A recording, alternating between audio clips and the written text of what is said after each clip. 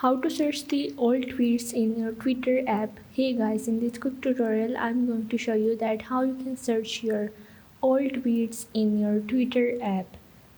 So the steps are really easy and simple. So now let's get started. So first of all you have to go into your Twitter, and here you have to go into your explore page.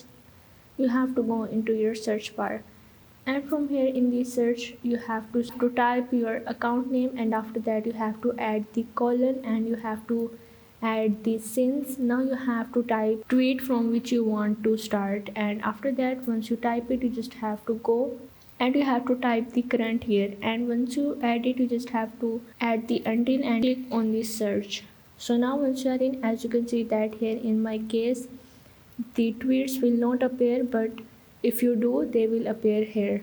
So you just have to set the time period, and after that you are able to find the old tweets in your Twitter. So if this video helped you out, make sure to like and subscribe the channel, and see you in the next video.